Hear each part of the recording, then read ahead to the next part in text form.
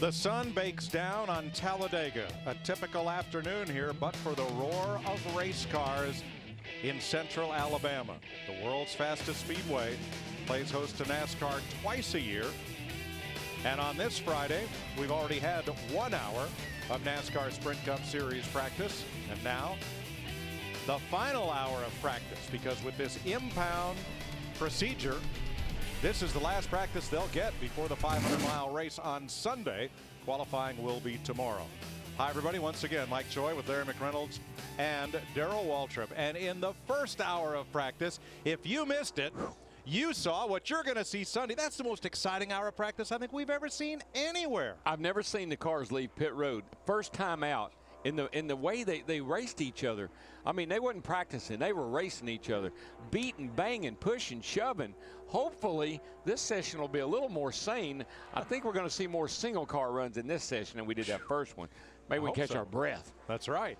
Now, Larry, we learned during that practice session that A.J. Allmendinger had lost an engine. And between then and now, we've learned that Casey Kane, as they waved the flags to end the session, also had one let go in the Dodge camp. Yeah, Mike, I've been coming to restrictor plate race tracks for years. It's almost like no matter if it's Daytona or Talladega, spring or fall, there's always something going on. And it looks like this time it's in Richard Petty Motorsports because 2 of their 4 cars, they've had engine problems. We interviewed A.J. Allmendinger. He said they were trying some things. Well, evidently they're trying the same things in the 9 car. So now the question would be the fact of Reed Sorensen in the 43, Elliott Sadler in the 19. Where do they stand with the engines in those 2 cars? So there's going to be a lot of nail biting because we only have 1 more hour of practice. Those guys want to get out on the racetrack, and those other 2 teams in particular want to know where do they stand with their engines. See, you're always looking for the slightest advantage, and you never know where it could be. I mean, one time, I think down here, the Hendrick engines all blew up. I like 5 of them, and they had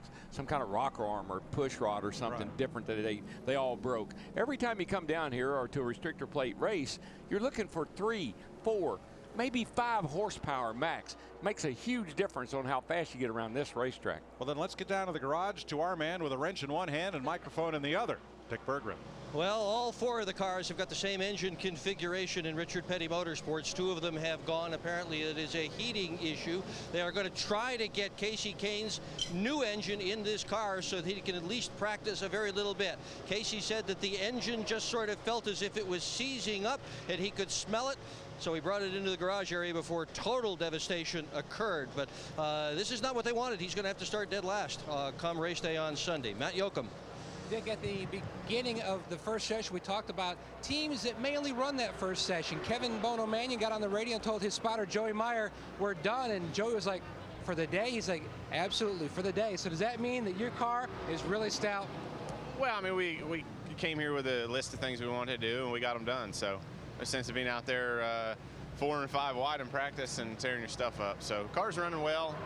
Best Pro Chevy felt good.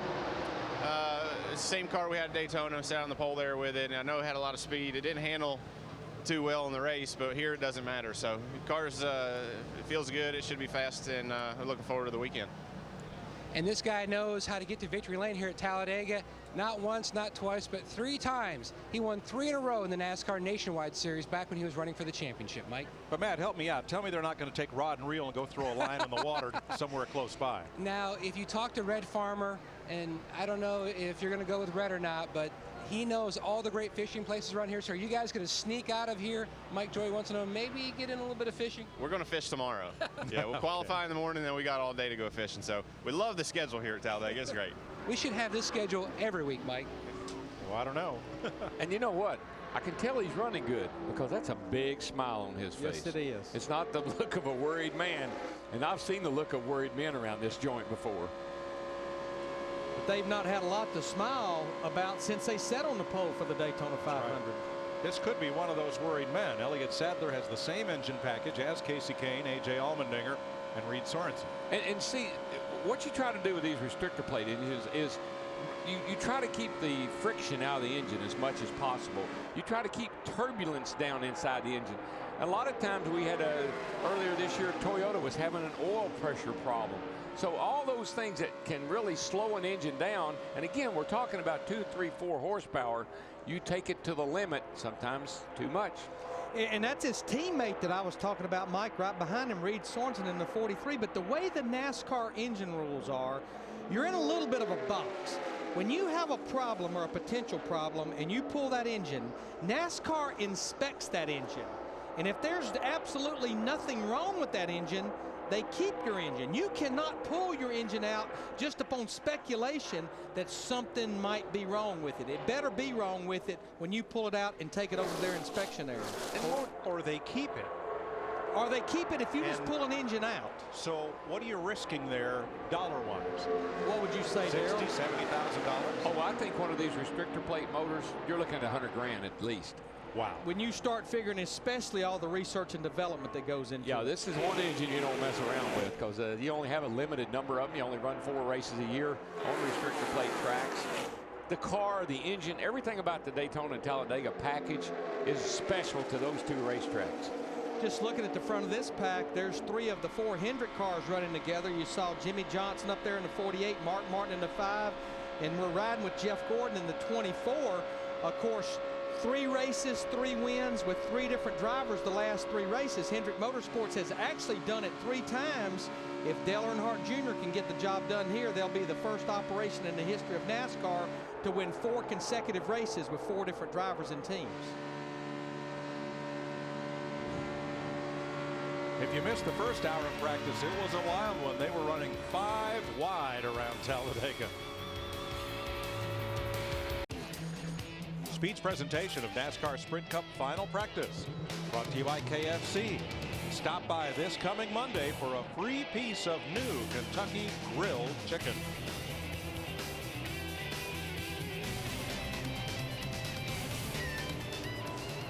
Now we're watching drafting practice, Mike and Darrell, but hopefully we'll get a shot of one of these cars, what they're doing. I just watched Kurt Busch in the 2 car make a practice qualifying run. Darrell, they have taken the shortest distance around this racetrack to an all new level. They are running around the apron on their last lap of the qualifying, the shortest distance. See, I saw that in the Nationwide Series qualifying. You'll see it here tomorrow as well. Through the tri-oval here, dropping down below the yellow line. I think they should not allow that. You should have to, if you got to stay above the yellow line in the race, then you should have to stay above the yellow line all the time, not get in some little habit of dropping down off turn 4, riding down on the apron, coming around to get the checkered flag when you qualify. I think it should be, if it's good for the race, it's good for the whole time we're here. Out of bounds should be out of bounds all the days. time. I just don't like that. I wish they would not allow that. I guess the school of thought is if you get up high coming into the tri-oval with that 18-degree bank, do you get a little run down the hill to go down to that apron? Does it help? Does it help? Or Well, just shortening the distance. On what we call the money lap, you're just shortening the distance. Okay. You're just taking the shortest way around, and you know you're down on the apron. You're cutting a few feet off of the sides of the racetrack. So I know why they do it, but I just don't think they should allow it. They should say, "Look, boys, above the yellow line all the time." We'll put that one in the suggestion box. I agree. I think. Oh, we're good. We are always good every weekend for at least 3 or 4 suggestions. Watching Joey Logano in that 20 car. We watched him in that first practice, and Darrell definitely pointed out that car looks a lot more stabler. A little easier to make one stabler here than Daytona, but a lot better than it did during speed weeks. And what I like is he never ventures up off the bottom. He is hooked to the bottom of the racetrack. If they go around him on the outside, fine, he holds the bottom, and then he gets behind somebody good like Jeff Gordon. Now, here's where he might have a little bit of lack of experience. Running up there and bump drafting on the old champ. I don't know if that'd go over real well or not, and I think he's been pretty cautious about that.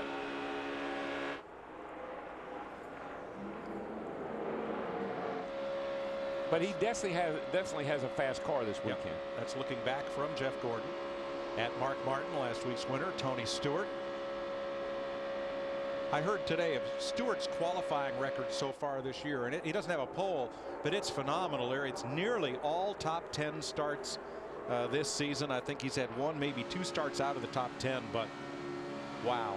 But the most phenomenal thing, Mike, is this is his 11th year in Sprint Cup, and after 8 races, this is the best position he has ever been in his entire career. After 8 races, he's 4th in the points. But just think about it. What do we talk about? We can track position, pit road selection. All those things relate to qualifying. And the reason he's getting good finishes and the reason he's running up front is because he's starting up there. And then you got the good spot on pit road. So we talk about Jeff Burton. His Achilles heel is qualifying. He gets a bad spot on pit road. He has to use one pit stop just try to get track position. And then he finally fools around at the end of the day and maybe gets a top 10 or 12 finish. Tony's been starting up there and been able to stay up there. That's funny how that works. I mean, Dale Earnhardt didn't care much about qualifying. Didn't much like the practice either, but he just really didn't put a whole lot of effort and focus into qualifying. However, back then when Earnhardt was champion, they had a rule that the champion had the first pick of pit road. And that turned out to be a pretty good size advantage. It was a huge advantage, especially when some of the tracks we went to back in the day, pit road, you think they're treacherous now. Wow. They were just about undoable, unmanageable. But I think also this, and I think Darrell will agree, with the competition where it's at today versus the early, mid-late 90s, it's a lot tougher to pass race cars on the racetrack than it was back then. A lot more competition out there. Well, just like last Saturday night when we were showing the cars coming down pit road. I don't reckon I've ever seen pit road so crowded in all my life. Right. With all the pit signs, the poles, guys, I mean, it's a madhouse on pit road. And that's why a lot of these guys, I think, are driving by their pits is because they got more cars on pit road than we probably ever have had before at one time. Yeah.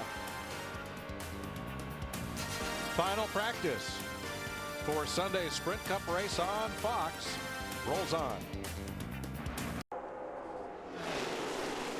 Tony Stewart up high, getting out of this pack of drafting practice. Now there's two practices going on here. Cars that are locked into the show doing drafting practice, as you see here, and cars that tomorrow will have to make the race on time are doing single car runs. The reason Tony went up high and let everybody go by, remember he was having trouble with his car sucking up. So I think he wants to get back behind this pack possibly and see if they fix that and if the car will suck back up. Because they did, I know for a fact, during that little bit of a break, they did work on the air box that we were talking about in the last practice, which is basically a hole at the bottom of the base of the windshield in the middle that feeds air to the carburetor. You can almost see it right in there. Right in there, right at the base of the windshield. You can see it right there very plainly. Yeah. And that forces air into the carburetor, and you can play with the plenum shape down in there that will change the way the air goes in there. It looks like a J. If it sets the air on top of the hood in front of the windshield, then it curves in toward the carburetor, and it looks like a J really when you look at it. And you can change the degree of that turn that it makes. Some guys even like them straight up and down headed into the carburetor. Every car is a little bit different. Now we've seen 3 of the Hendrick cars out on track in this practice. Where's the 4th? The fourth is right here in the garage. Ronnie Sipka is working on the back end, Mike, and that's because they are sufficiently pleased with Earnhardt's car that they're all done practicing. Otherwise, they wouldn't be working on this back bumper area, because if they were going to practice, for sure there'd be some bump drafting, and that thing wouldn't look quite so pretty. But these guys are all set.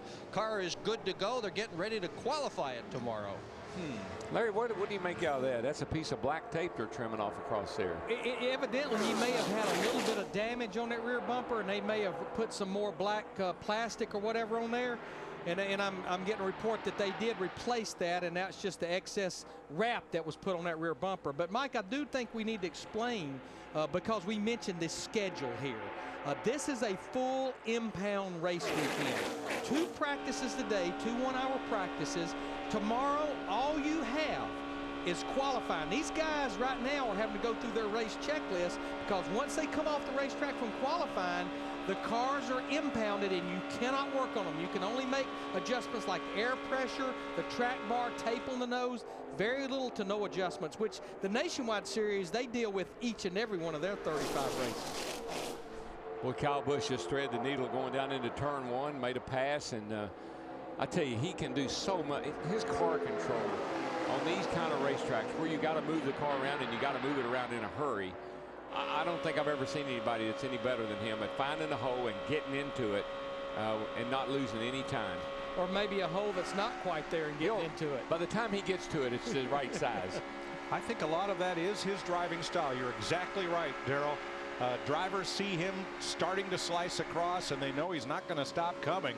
So they're apt to give him a little extra room. Who's he up against right there? Yeah, Jimmy Johnson. He's got a good bit of a bumper laid up to the back of Jimmy Johnson right now.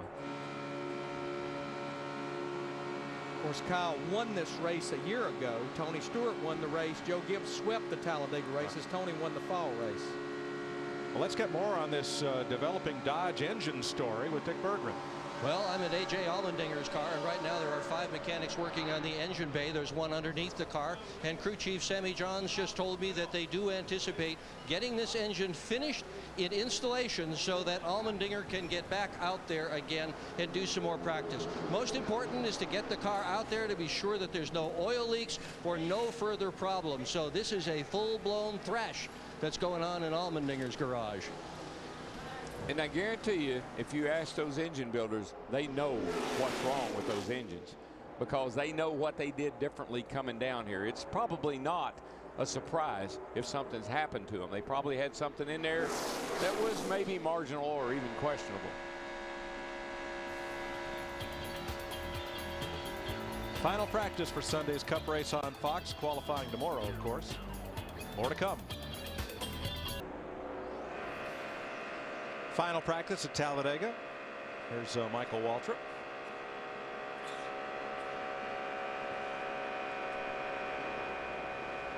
And as we went to break, we saw this going on. A change of helmet for Jeff Gordon.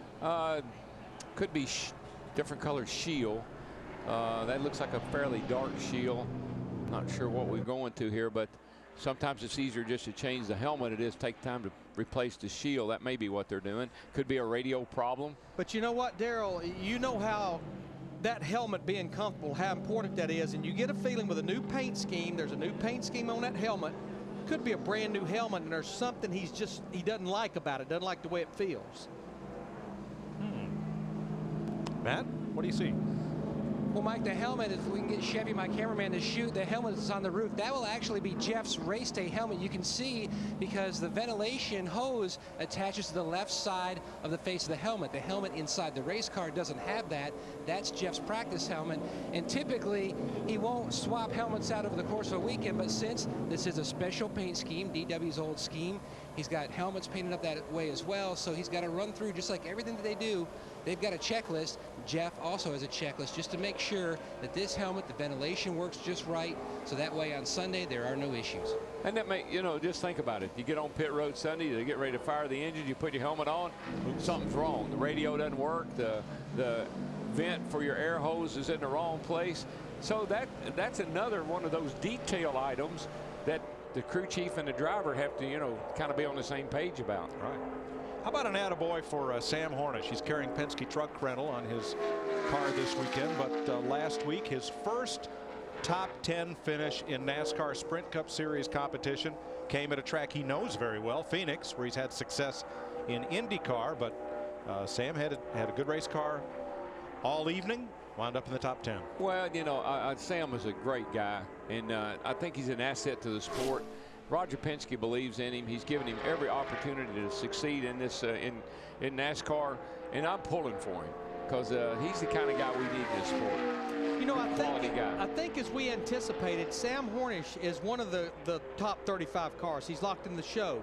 But I think all of these guys, they want to get a feel for how fast of a lap they can run by themselves, even though they're locked in. And I think that's what this 77 car is doing right now. It's a practice qualifying run with his race setup. Yeah, because if you're just critically slow, say the thing is just really bad slow, then you might want to compromise a little bit. You might want to work on that, what you thought was going to be a good race setup, somewhere more toward a qualifying setup to get a little better time out of the car, a little speed out of the car. I was hoping that that Jeff Gordon helmet swap wasn't like flags they raise over the U.S. Capitol. Do you know there are people at the U.S. Capitol, their job is to run that flag up the pole, run it right back down, put it in the box, so that when your congressman asks, he can send you a flag that has flown over the U.S. Capitol. And you're thinking it's one that's been up there on the main staff all day. Well, no, it's up there for about 3 seconds somewhere off to the side, and then it comes down and goes in the box. So I'm hoping Jeff doesn't have a whole bunch of helmets that he has to cycle through this weekend for all the Pepsi people. Well, if he does have one that he doesn't want. I knew this was coming. That sure would be nice. Send it to Franklin, Tennessee. I don't think Rick Hendrick's going to give me the car, but maybe Jeff will give me the helmet. We know he has at least 2. That's right. I'm pulling for you. Thank you, buddy. Now this is Brad Keselowski in the 09 car. Now Brad attempted to make the Daytona 500 driving for James Finch. They did not race their way in. Now what this is a car that James Finch, Mark Reno bought from Hendrick Motorsports. This was Mark Martin's 3rd backup from Speed Weeks, and then they leased the Hendrick engine, putting Brad in the car for this weekend. Brad's had a phenomenal run here the last few weeks in the Nationwide Series, and right now just watching him in the last practice, I think he'll be fast enough to get in this show. Well, I like Finch's philosophy. I like James Finch to start with. You know, he's got a great construction business, does work for the government, and racing is his hobby. Like some people at golf, Finch plays racing really hard. He really enjoys this sport, and his philosophy is, if you need to go out and buy your stuff, buy the best. So he goes to Rick Hendrick, buys this car, rents an engine package and the people to help work it, and that should give Keselowski all the tools he needs to do well here tomorrow and Sunday. Yeah, I used to have the same philosophy. As soon as that guy gets out of that car in Victory Circle, I'm going to go buy it. Until I found out how much they wanted for it. Then I had second thoughts. Brad Keselowski right now is the fastest of the go or go homers in this practice. Get more NASCAR at SpeedTV.com. Comprehensive news, analysis, exclusive features, and more at the NASCAR section of SpeedTV.com.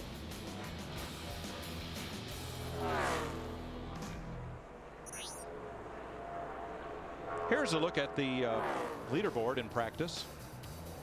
A lot of Fords and Toyotas up there populating the top 7, including rookie Joey Logano. There's a guy or a car that sat on the pole here last year with Joe Nemechek behind the wheel. Regan Smith this year.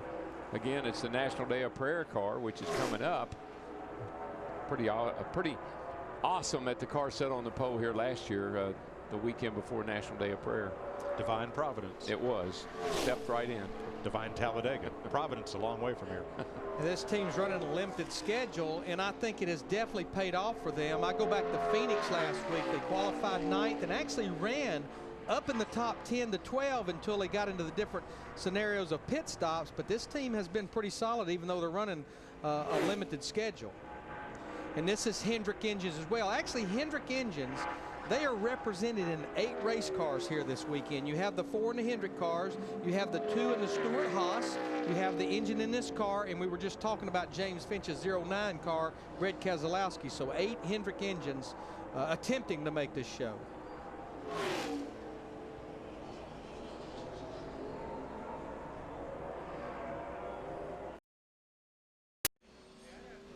Now, this is some serious work going on here.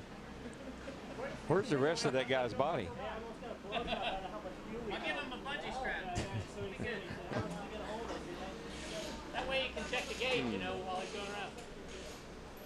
Looks like they're doing a little something in the dash panel over on the driver's side. Has a door you can take off to get down in there, and they're doing something over inside of there. Must be some sort of an electrical issue, or that's where the brake bias is too, if you want to adjust that, you know, not with just the knob on the dash. I don't believe that's what they'd be doing, but you do get to it that way. Yeah. Or else that guy's trying out for Circus Soleil. I don't know which.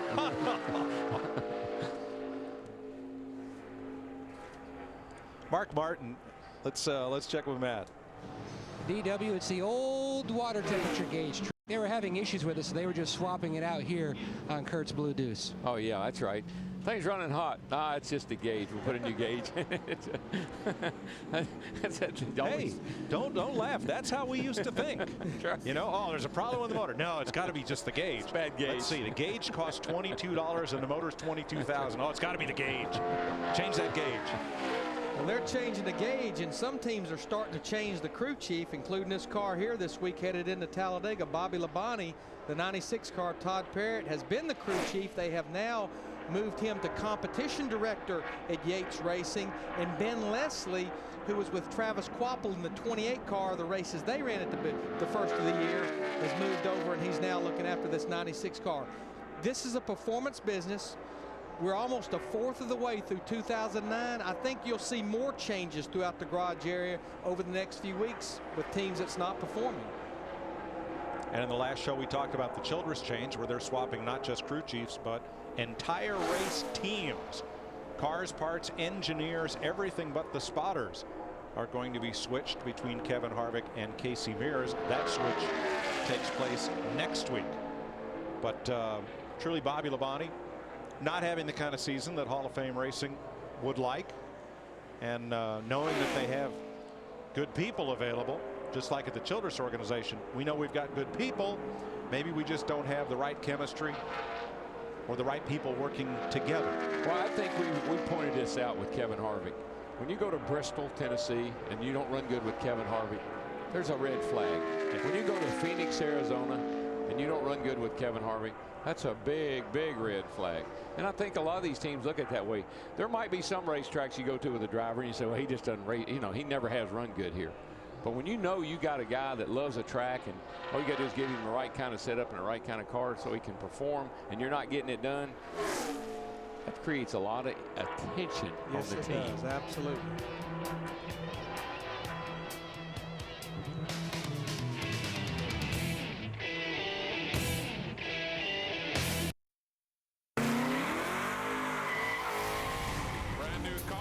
Brand new sponsorship, Jurassic Park The Ride, on board the number 24. The Jurassic Park car was bad to the bone. They were in a different zip code. It was not even close. From the first time that car went on the racetrack, it was just wow. He could run it on the bottom. The car never moved. It looked like a slot car. It looked like when you were a kid and you made one of those slot cars. That's what it looked like. And even when we watched it on the racetrack, we went, wow, that thing is unbelievable. When's it going to give up? You know, when's it going to slide up the racetrack? Nah, it wasn't. Jeff Gordon wins the 1997 running of the Winston. You know, we had such an awesome car that NASCAR said, we don't want you to bring this version back. And they made some rule changes so that we could. Celebrating 25 years of All-Star memories. Don't miss the NASCAR Sprint All-Star Race on Speed, Saturday, May 16th, 7 p.m. Eastern. NASCAR on Speed. Be there. Yeah, that was the night Jeff Gordon and Ray Evernham learned it's better to be a rule maker than a rule breaker.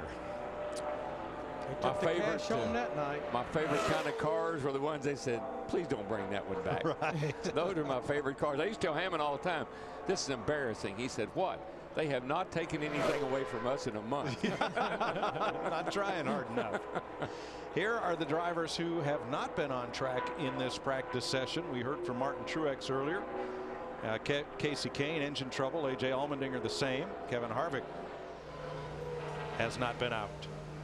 Now, what's interesting about that list is I did see one go or go home car on that list, and that was Scott Speed in the 82 car. But Scott was one of the faster of the go or go home cars in that first practice, so maybe Jimmy Elledge and Scott decided, you know what, that's as fast as she's going to go. Let's just leave it alone. Now here's a go or go homer though who needs to find some speed. Eric McClure for Morgan McClure Racing.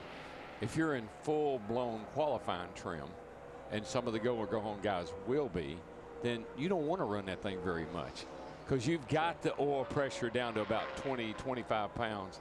You've got light fluids. You got everything full blown. It's a little bit different scenario when some of these guys are in. And for these drivers, their race is to get in the race. 8 of them will qualify. The rest will go home. We mentioned that Kevin Harvick has not been on track in this session, and I saw Dick Berggren there by his car. Dick? Yeah, I'm hanging out here because nobody has gone faster in this session than Kevin Harvick, and for the reason you just mentioned, he hasn't been out in this session. But they're working on the car. Todd Berrier, the crew chief, for the final at least on this round, is working on the windshield. He's putting a brace a bit forward from where it ordinarily would have been, because Harvick said that the down pressure from the wind at 180 miles an hour is making his windshield vibrate. Imagine that. These windshields are Lexan. They're not made of safety glass, so yeah, they've got a little give. One reason they want to keep this windshield nice and straight right there, Darrell and I have been talking about the air box. Remember, it's in that area right there, and that's how the air is fed down in there, is off that windshield. So you want that windshield nice and where it doesn't flex and move around, because if it moves around, that will disturb the air going down into that cowl. And I can't tell you how many times, and Larry knows this, you'll look at your hood, or you'll look at your windshield, or even the sides of your car on TV, and you'll see things. You'll see a big dip in the hood where the hood's caving in. The driver can't see that. He doesn't really, he can only see out the front of the car. He can't necessarily always see the hood and other parts of the car. So sometimes there's things happening to that race car that you don't even realize until you see it on TV. And I have been a victim of bracing some things up that pull that brace back out. That slowed it down. Yeah, right. Yeah, we used to, what happened to this man's car? Well, that came that way. Back in the day, you know, we used to think the best air for the engine came in through the grill and that cold air at the front of the car. And probably the two biggest things we learned first from aerodynamics is, one, keep the air out from under the car. That only slows it down. And two, that engine is going to breathe best if you get that air right at the base of the cowl, right at the bottom of the windshield. The old Pepsi Challenger looks to me like it's got the reverse crab in it.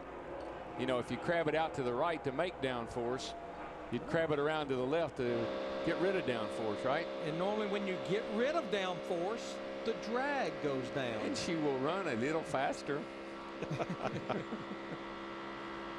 I don't know what he's doing, though. He's been out, Jeff, here in the old Challenger is not being challenged right now. He's been out by himself on a number of runs here. And after the comment Darrell just made, I can just hear it in the morning in the garage area. Will you please tell DW? I only talk about what I see. I got a riddle for you, but we're on a count, so it's got to wait until we come back. Speed's coverage of NASCAR Sprint Cup Final Practice brought to you by Toyota. For the latest Toyota racing information, visit toyotaracing.com. Toyota, moving forward. Carl Edwards, Kyle Busch, Paul Menard top the board in this practice session. Here's Marcus Ambrose in the Kingsford charcoal car. You know, we have a great caterer here. We have Lloyd out of Bluff City, Tennessee, and he does all the catering for the East Coast Fox races. And at the front of the tent, there's always a pithy little saying along with the times for lunch. There's always a riddle. And today it is, what do the Spanish call an Audi in quicksand? Cuatro cinco. It's 45 in Spanish, but it's cuatros. I'll draw you a diagram. I thought it was funny. Are you look? Let me give you a clue. Are either one of us laughing? Well, nobody at home is either, so it's okay. I thought it was pretty funny. Meanwhile, back on the track, they just about look like they're close to getting A.J. Allmendinger's car back out on the racetrack. There's not any room for anybody else, Dick. Are you going to get in there and help them? Are you in there? No way. They want this engine to run right, so I'm not even going to offer to help them. But just about everybody has had their head under this hood, or they've been under the car. But the fact that it is now down on the ground, Allmendinger's not here yet, but they're going to need to call him soon. They've got the water in the radiator, and Sammy Johns just walked by looking at his watch, taking a look to see how much time, if any, they still have to get this thing out there and run some more practice. This is fun. This is really a full-blown thrash. This is great stuff. It's definitely a team effort. All right, let's go over to the 24 garage and Matt. And DW, to answer your question, one of the reasons why he's out making some single car runs, that way they have a good idea. Any of the changes that they've made, they're getting the exact read back, and the information isn't clouded at all because maybe they were in the draft and maybe he was at the front of the draft or in the middle or at the back of the pack. So just kind of A and Bing, just make sure they're getting accurate information, and Gordon's back in once again. See, the engine tuner got the timing light. Timing is critical. If you get too much timing in this thing, it could detonate and blow it up. So you got to get that timing just right. That's another one of those impound things. Once you said it, it is what it is. And I tell you, I see this a lot, especially at a restrictor plate racetrack, is the engine guy wants to look at that time, and since the car has been up to temperature, that the engine has all the heat in it, the water is up, the oil temperature's up. Let's look at this time and one more time. Boy, this is the one thing that this car allows you to do, and you see it right here between teammates Ryan and Tony Stewart here, is you can actually bump in the corners and not wreck the car in front of you, which is it's kind of good news and bad news. The good news is you can do it and it won't wreck you, but the bad news is if you do it like we saw Carl Edwards here last fall, if you get the guy in front of you, if you catch him in the wrong angle, it can spin him out. So you can get away with it, but boy, you got to be careful. And Darrell, I think you can get away with it more so here than Daytona because you're not going through those bumps and the car's not juking around. Man, you hit a guy at Daytona when he's hopping through one of those bumps, he's going to end up in the ocean. Denny Hamlin at the tail end of that group. We saw a good bit of that with him here last year. Now, 3 laps in a row. What's interesting, Mike, when I look in the middle of that pack, as we're riding with Denny Hamlin, we've been talking about the Go homers. It looks like Slugger Labby and that 71 car with David Gilliland, they're fairly comfortable with their speed, so they've decided let's go out there and get in the middle of a draft. We anticipate we're going to get in this show. Now remember, they missed the Daytona 500. They did not race their way in with Mike Wallace, but right now at speed, even in drafting form, this car looks pretty good. He's second quickest of the day. But did you notice that riding along there, that how smooth the racetrack is with Denny Hamlin? I mean, you remember Daytona, even, I don't care whose car we got in, they were juking on the steering wheel as the cars went through the bumps. Look at this guy. I mean, look at his hands. He's not squeezing that steering wheel, hanging on to it. He's very relaxed. He's got time to take a breath, go down the back straightaway, ease it in the third turn, nice and comfortable. Very, very easy to drive, particularly when you're riding along there by yourself like he is. So final practice rolls on. Carl Edwards and David Gilliland quickest. There's AJ. The Dinger climbs aboard. Looks like they get that engine change just about done as Jeff Gordon climbs out. Drafting practice continues. And single car qualifying practice continues as well. 2 different agendas on tap for this final hour of practice. But I just saw Michael in the 55 and Reagan in the 6 there. They got hooked up, the 2 of them going down the back, and just flew around the outside of that little group of cars there in front of them. Again, it's just those 2 guys up high on the outside just make a ton of speed. Now, why do you think it doesn't work when that outside train is longer? Well, I think it's, again, like we said about even at the bottom, where you've got to, when you got people in front of you and you're trying to drag the brake and maybe play with the throttle a little bit, you don't keep your momentum up quite like you do when you get 2 guys going around the outside, both running wide open, pushing each other. That's when you make max speed. So 2 seems to be the optimum number. Yeah, these 2 guys, I mean, they just, you know, they hooked up and just pulled away from these cats, but now they'll get hooked up again on the bottom and they'll work together and run wide open for a couple of laps without having to do all that stuff, and they'll catch right back up.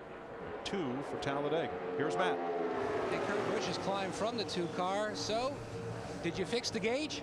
Yeah, I feel like we just needed to work on that because it wasn't resetting properly, and this is right now our time to check everything out. With the impound, you got to have everything ready to go when you go to qualify tomorrow morning.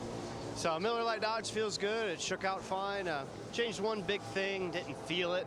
That's Talladega for you. You really got to change something really, really dramatic to make a big difference. But overall, good feel for our Dodge, and it's drafting with the fast guys right now, and we just got to go through a long, long race. I remember back in 2001, your first race here at Talladega on NASCAR and Fox. You finished 3rd. And you said, "I realized what I did.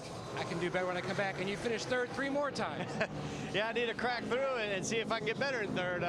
I felt like my rookie year, I had no idea what I was doing, and it was really me that had to improve. And I feel like I had no problem making advancements, and yet I'm still finishing 3rd.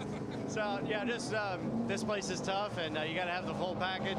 Right now, I feel good with our Penske Dodge, and you know, this is a Miller Lite track. We want to do it for these guys, so feeling good. Thank you, Kurt. Thanks, Ed. Dick? 11 men have had their hands on the number 44 car. Allmendinger, the driver, now behind the wheel. The engine has been fired. They are going to get this thing back out on the racetrack to run some more laps. What a great effort by this crew to get this engine changed in time to be able to do that. I'll say that's pretty good change by today's standards. Yeah, it really is. Just a little over an hour, and they've got a good 18, 19 minutes to get some time on this engine. I guess they're not going to deliver that pizza in 30 minutes, though. It looks like more like an hour. That's not their slogan. Still not a bad delivery. Come on, guys. See, it's Quattro Cinco. That's like 4-5. Quattro Cinco. He's still trying to get us to laugh at that, isn't he? No bueno. No, blammo. That was an hour ago. Okay. Blam, shakalaka. What's that noise? Boom, shakalaka. That's what it is. You know what was interesting about what Kurt Busch said? He talked about his water temperature gauge not resetting. These guys, all of them, not just the TAC, but all of the gauges, they're spec gauges. They're made by Pro Parts. And what they are, they're electrical gauges. And you can go in there almost like the TAC, and you can tell what the high water temperature was, what the low water temperature was. They even have lights where the driver doesn't even have to look at the gauge. If it's over what you set you want your water temperature to be, that gauge will turn red. I see Darrell's temperature turning red. My gauge is pegged. Man, Denny Hamlin is, I guess he's taking young Logano to school here about what bump drafting feels like. He is all over him. And he's not been off of him. No, he's been bumped. He's raised him up off the ground. He's turned him sideways. This is the school of hard knocks right here. I really think he is. I think he's saying, now look, we're going to go out here and let you feel like what this bump draft feels like. That's a little much if you ask me. I think NASCAR passed the word down to the 11 crew chief. Would you tell the 11 car to get off the 20 car? He would. He can't. He's stuck to him. Everybody else single car stuff right now. First one just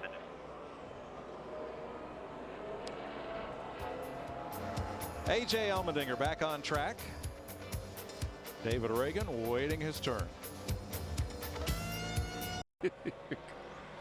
Denny Hamlin into the garage after taking his rookie teammate Joey Logano for quite a ride around Talladega. But you know what? I mean, it worked out fine, and it's good experience for Joey because that's what he's going to be dealing with all day long Sunday. So, you know, rather than maybe letting off the gas or putting on the brakes, he just kind of got a lesson there in what it feels like to bump draft at 190 mile an hour. Well, he couldn't have hit him too hard. He didn't leave a mark.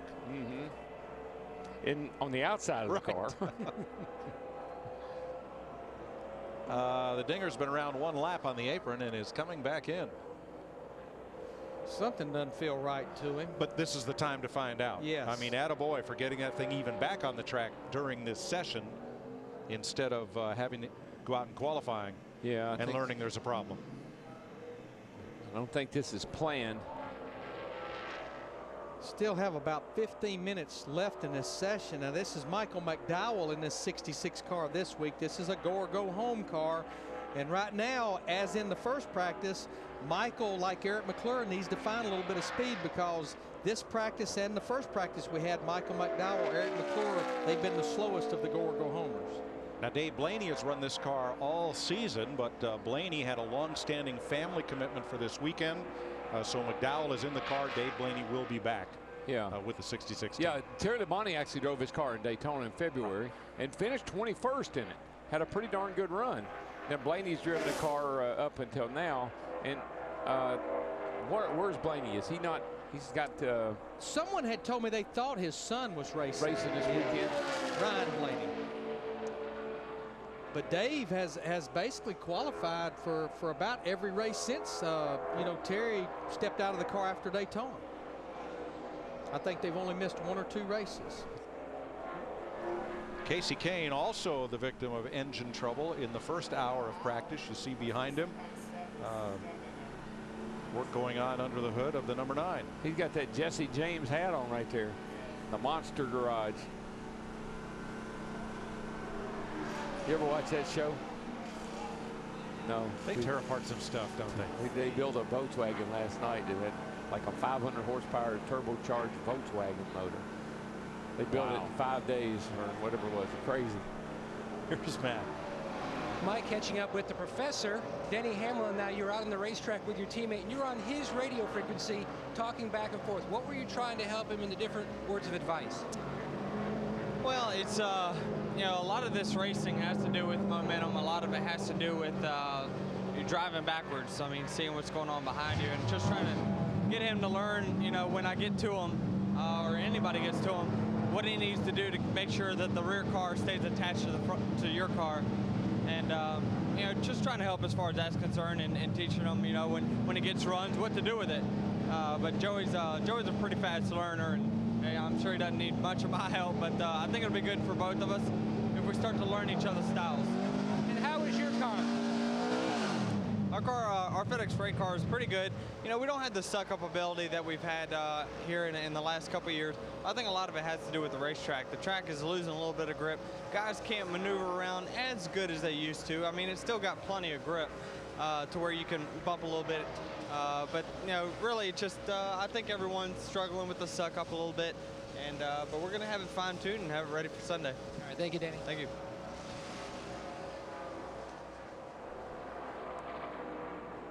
Clint Boyer is 20th in this practice session.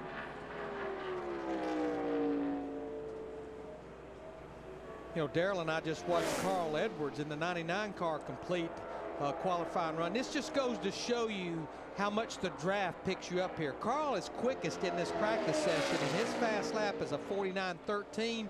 There he is right there. He just completed a 2-lap practice qualifying run at a 51.36. So by yourself, you can be 2.5 seconds slower than you are in the draft. Do you know something I noticed about when I look at Jeff Gordon's car? We got a camera in his car. His driver's compartment is very tight. You don't see all.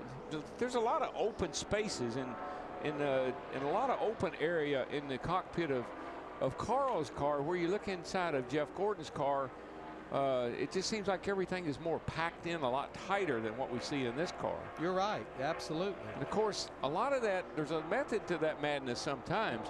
The more space you take up inside the car is less volume, less room in there for air. Well, that's true. So I'm asked to point out that because of the mirrors that are in Jeff Gordon's car, we have to take that camera angle and mount that camera quite a bit lower. So the angle is that we're looking at it compared to what we're looking at Carl's is quite a bit different. But well, no, that's a good point. That's part of it, but I think you make a great point that anything you can do to fill up those openings, where air has a chance to move around, hopefully is going to cut down on drag. You know what's interesting about this car right here, Ryan Newman? If you notice, his car is a very dark colored car. We've been talking about the spotters, how hard it is to spot here. One thing I've noticed they've done with this car, if you see what we call the shark fin down the back, the left side of the back window, they've got that painted fluorescent yellow or fluorescent green. That's to help the spotter keep an eye on that car, especially down the back straightaway as far as he is away from there. I know on the black number 3 car, we used to have to do things for our spotter to where that car would pop when it was way away down the back straightaway, and I think that's one of the things they've done to this car with that fluorescent shark fin. I was always very happy that they did things that should make you be aware of where the 3 car was, because you certainly needed to know.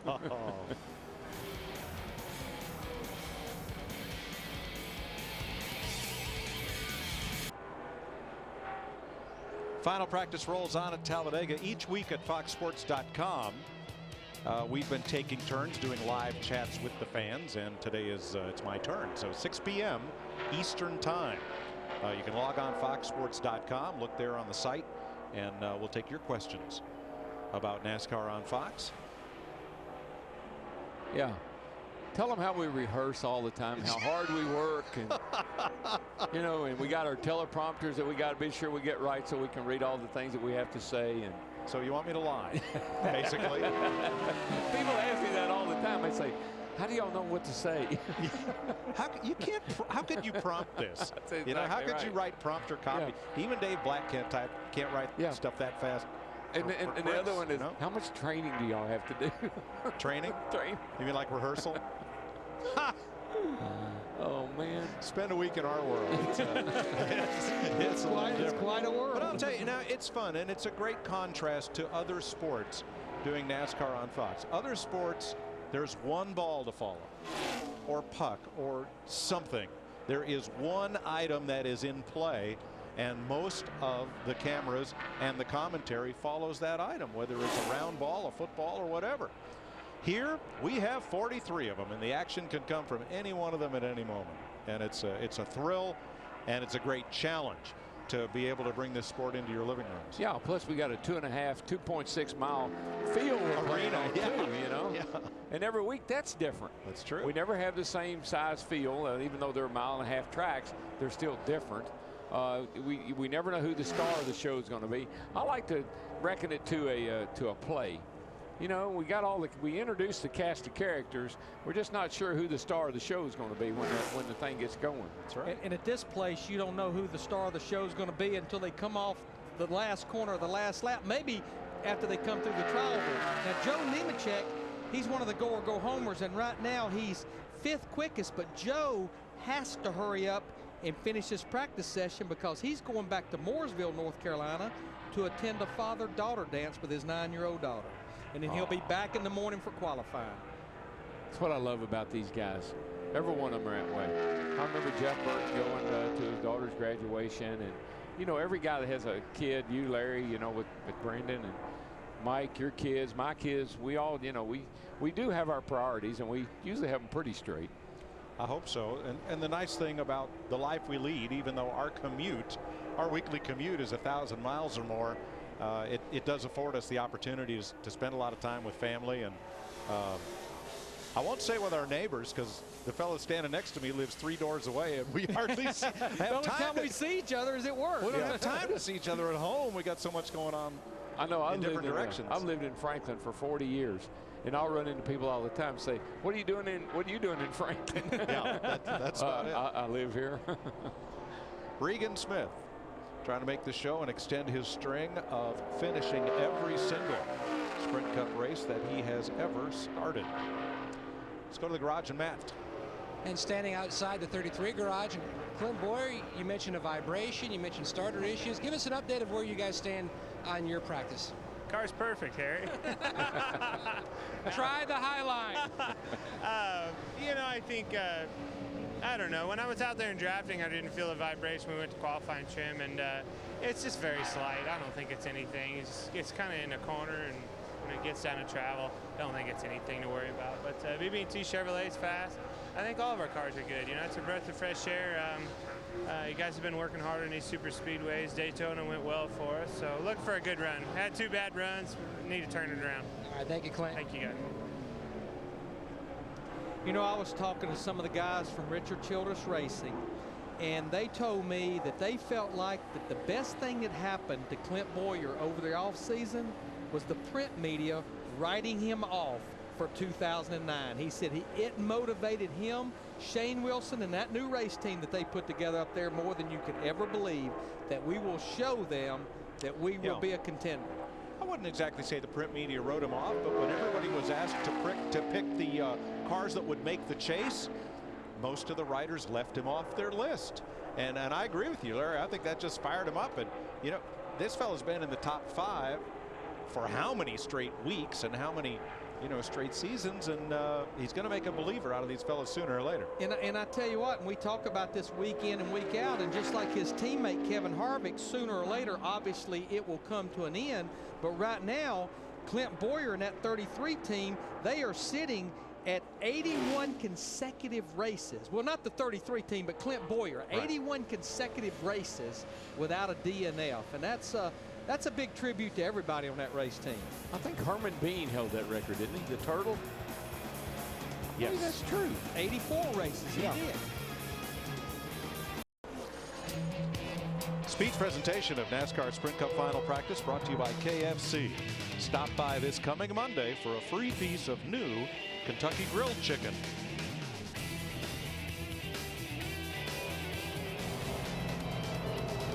Ryan Newman's car being worked on.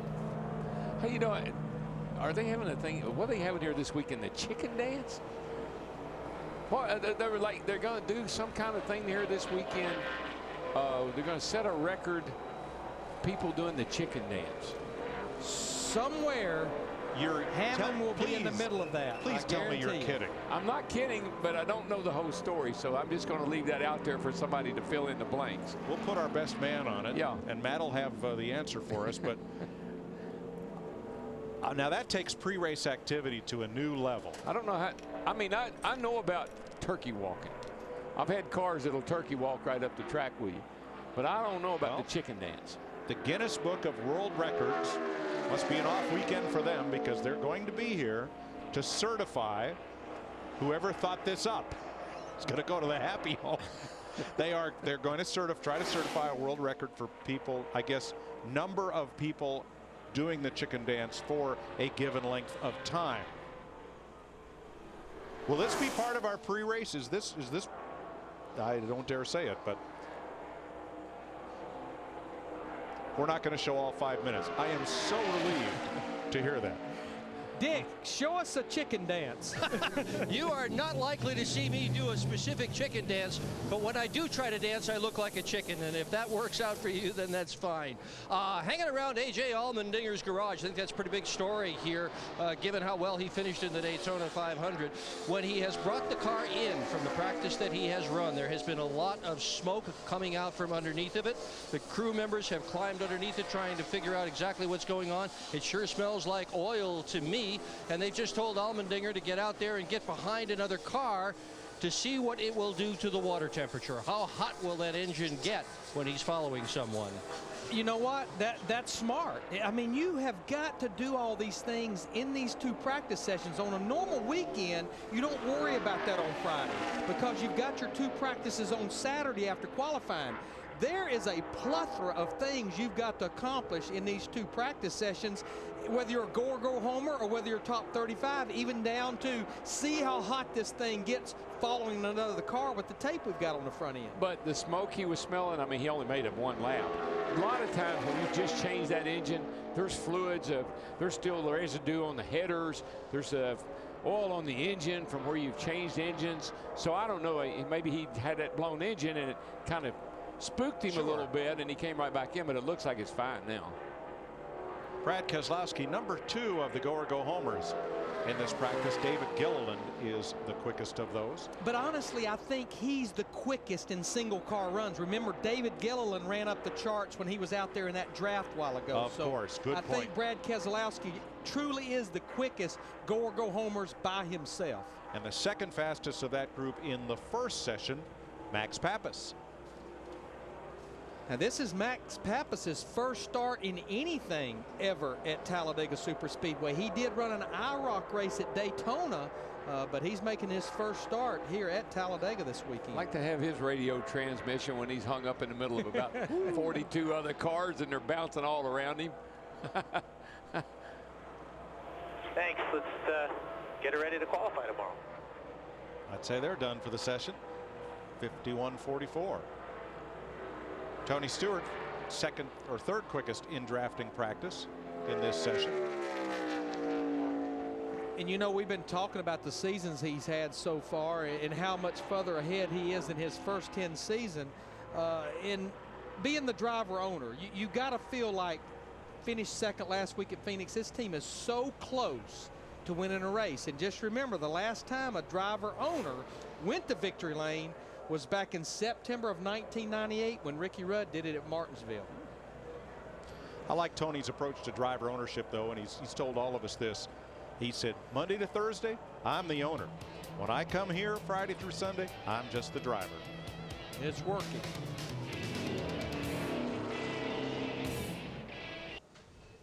Welcome back to Talladega, where Ryan Newman has had an exciting day already. Earlier, he won the pole for tomorrow's Nationwide Series race. Let's find out how his Sprint Cup effort is doing. Dick Bergman. Well, effort is the right word, Mike, because Ryan Newman and his crew have absolutely worked their brains out on this practice session. What are you trying to accomplish? In and out, a lot of changes on the front end. Just speed. I mean, trying to work in race trim there with the U.S. Army Prelude to the Dream Chevrolet. And what Chevrolet was that? U.S. Army Haas Automation Prelude to the Dream Chevrolet. Bottom line was just, you know, we lost our drafting group and we're trying to work on some speed. So we were just trying to do some stuff by ourselves. We weren't doing qualifying runs, but just trying to find some extra speed in the car. How is the racetrack today? What's it like out there? Oh, the track's fine. I mean, it's just, you know, pedal to the metal and steer it where you can steer it, where there's nobody else. And it's all a matter of who you get around and who gets the run win. It just seems like it's a crazy environment out there, but if you're out front at the end, you can have a smile on your face. And if you really want to know what puts a smile on his face, the fishing pole is about to come out because Ryan's on his way to the pond. They've got a good one here. Have a look at some of the practice times, and all of these are in drafting trim. Fastest of the mock qualifying runs, Brad Keselowski, 22nd of the go-or-go homers.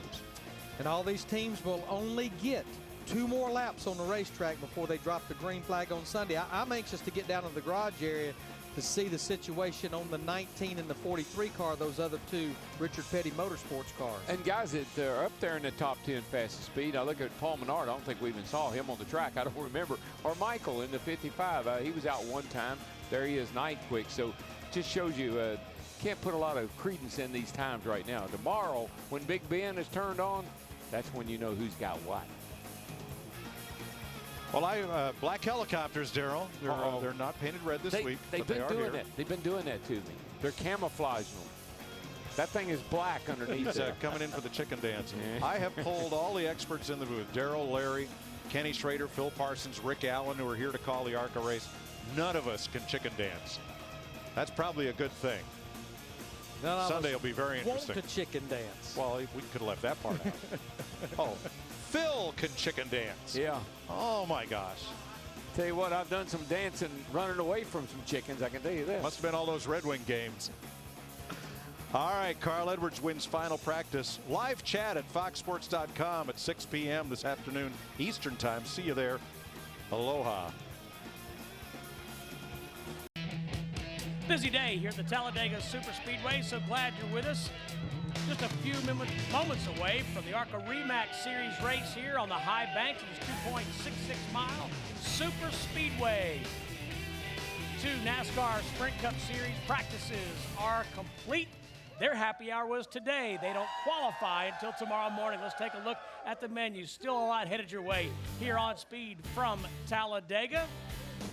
ARCA REMAX up next. Don't forget trackside. Great show tonight. Kevin Harvick, Jeff Gordon, and Michael Waltrip stop by to have fun with DW, Larry Mack, Jeff Hammond, and myself. Looking forward to that. That's at 7:30 Eastern here on Speed. Let's venture now down into the garage area. Bob and Randy are down there. Let's start with Randy Pemberton. Hey, thanks, Steve-O. Max Pappas trying to make his first start here, qualifying coming up tomorrow. Tell me a little bit about practice, how that went for you, and what you went through there in practice as you get acclimated to Talladega racing. Let me tell you, first, I felt like Ricky Bobbitt, shake and bake. I went out there, man, this is Talladega. And I got my Geico car, Toyota up there, and it was actually awesome. We just did the qualifying runs, and we tried to get, a spot on the track where we actually could really see the speed of the car. The car feels, very competitive. I think that the Geico Toyota is fast enough to make the show. And I haven't seen how it runs in draft, but I guess that I have, 500 miles to try that. So we get the Geico first into the show, and after we worry about the rest. So not a lot of practice here at this racetrack. So you really weren't allowed to draft practice, is that correct? When you're a go home, and the risk of being out there and wreck is just way too big. You can't afford to have a chance to go out there and cut the tire, brush the wall, and have to get the backup car out. I know the backup car, is as good as the Geico Toyota that we're running the primary car. The only problem is that, you can't take the risk. And let me tell you, this being out of the top 35 is definitely a mind game. And you need to be tough, and thanks God that everyone here in the Geico team, is supportive. And we have one goal. We have 2 races in one race. Our race to make the show, and then when you do that, the big relief out of off your shoulder, feel really good about it. But Sunday, when the green flag drops, man, it's another game. Okay, good luck to you in both of them. Max Pappas trying to make the race here in Talladega. He's got some experience in the IROC cars at Daytona, so he shouldn't be too bad. Let's go to Bob Dylan. Randy, over here, a very busy day for this guy right here, A.J. Allmendinger. A great move, actually, to keep that car under control when they blew up the engine in the first practice.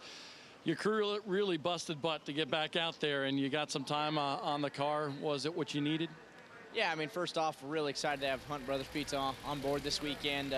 First of hopefully many races they come on board. So we're excited to have them part of the team. And yeah, like you said, my guys, they busted their butt to get the engine back in. It's blew one up, and really got to go back and kind of solve what's wrong. We're not really sure. We got to take them apart, see what happened. I think the same thing happened in the 9, but they did a good job. We got about 8 laps on the racetrack, really kind of just got out there, made sure there was no leaks, needed everything where it is to be, and car was handling great, so losing the track time I don't think was that big of a deal. We'll got a motor in there. We'll go have some fun on Sunday. Any concerns, AJ, from the camp on the engine situation, especially with you and Casey having the same problem? Oh, I mean, I think you got to always have a little bit of concern. You got to go back, and the guys do a great job at the engine shop to go back and find the problem. But you know, we'll go back, check it out, but it's nothing that we can worry about. All we got to do is go out there, do our job, and just go have fun for 500 miles on Sunday. He's looking forward to rolling the dice in the draft here on Sunday at Talladega, guys. He did get 5-8 laps on that race car and that engine to make sure there were no leaks. Good ding. All right, thank you very much, Bob Dillner. And with me now on the stage is Hermie Sadler, Cal Naughton, Shake and Bake. How about Max Pappas with a Talladega Nights reference? Now, let's follow up on what A.J. Allmendinger was saying. You know, track time for all but the most experienced is so critical here. Well, it is, but let me tell you, he's playing it off. But that Richard Petty Motorsports team has got to be extremely concerned. Remember a couple of years ago, Rick Hendrick lost an engine, and he lost 4 or 5 with other teammates. You can see right here, gets back on the racetrack for 8 laps of practice. A good job by his team. But, you know, Richard Petty Motorsports is not even running the new Dodge engine. They're using the older engine because it's reliable, so to speak. So I'd be interested to see or find out if they're actually trying some new things to try to get some more power out of these engines. But you can bet that everybody in that camp is concerned about losing 2 engines in that first practice. Hermie, it's the 9th race of the year, but the first impound race of 2009. Briefly, big change to their schedule, their formats. Very challenging, a lot less work on the inspectors and the teams, but very challenging for the guys trying to get in that race and then stay in the top 35. All right, our thanks. Happy birthday to Hermie Sadler. Up next, the ARCA REMAX Series teams take to the high banks here at the Talladega Superspeedway. Shake and bake. No, it'd be